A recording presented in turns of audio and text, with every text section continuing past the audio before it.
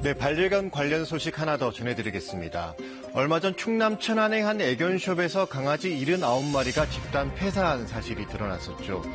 해당 애견숍 업주에 대한 영장 실질 심사가 어제 열렸는데 어젯밤 구속영장이 발부됐습니다. 법원도 사안을 그만큼 심각하게 바라본 겁니다. 문제가 된 애견숍 반려견은 대부분 파양견입니다. 가정에서 키우지 못하게 된 강아지를 데려와 새 입양자를 찾아주는 건데요. 겉으로 봐선 좋은 취지의 사업으로 보이는데 실상은 달랐습니다.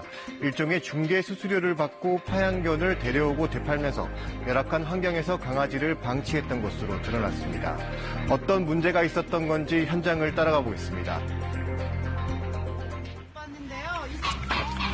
충남 천안의 한 애견숍으로 동물보호단체 회원들이 들어갑니다. 좁은 철장 안에 강아지 여러 마리가 있는데 한쪽에선 강아지 사체가 발견됩니다. 2층으로 올라가자 상황이 더 심각합니다. 참혹합니다. 여기 더 심각합니다. 여기는 아예 해골 상태로. 아침에 출근했을 때 누워있던 아이들도 있었고요. 언제 한 번은 7마리가 동시에 죽은 적도 있어요. 어떤 것도 처리해주고. 그랬으면 몇몇은 살아났을 거예요.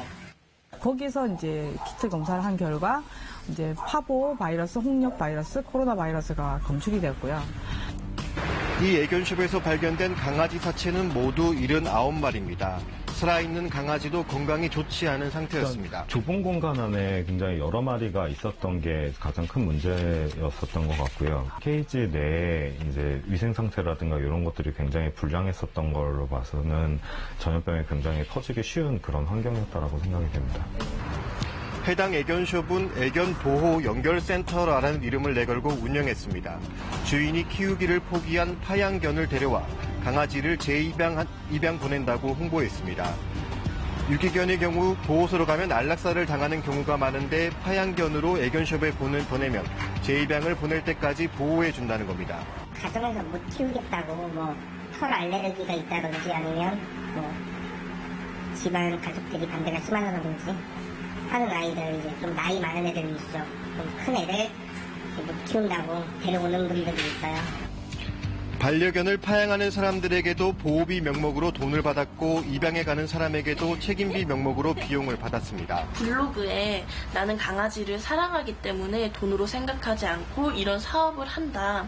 파양된 아이들을 내가 보살펴준다라고 돼 있어서 저는 그게 유기견 보호소 같은 개념으로 되게 좋은 일을 하시는 줄 알아가지고.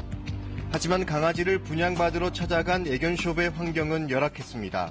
좁은 케이지에 엄청나게 많은 강아지들이 들어가 있고 막 몸에 변도 많이 묻어 있고 눈동자가 노랗다거나 그런 강아지들이 굉장히 많았어요. 들어가면 진짜 상상을 할 수 없는 악취가 굉장히 많이 나거든요.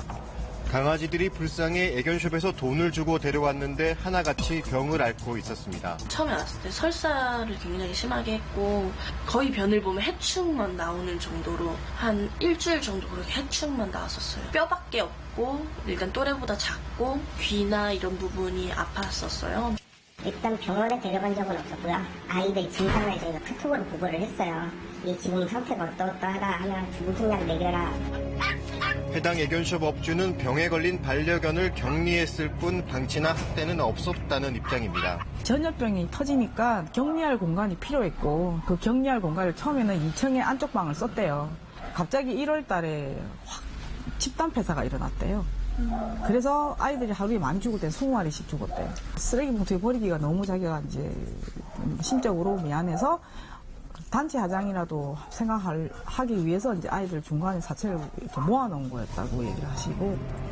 동물보호단체에선 파양견을 거래하는 신종 애견숍이 늘고 있지만 관리의 사각지대에 있다고 지적합니다. 못 키우게 된 사람을 새로운 가정을 맺어주는 그 취지는 좋은데 그 취지를 살려서 그럼 그 개들도 잘 돌봐야 되는 거잖아요. 근데 개를 잘 돌보지 않은 상태로 이런 공익사업을 하는 것처럼 이렇게 미화시켜가지고 같이 이제 영업을 하는 이런 일들이 생기는 것이 현행 동물보호법상 동물 판매업체는 지방자치단체에 신고하고 시설 기준 등을 충족해야 합니다. 하지만 돈을 주고 동물을 구매해 판매하는 경우만 동물 판매업자로 규정됩니다.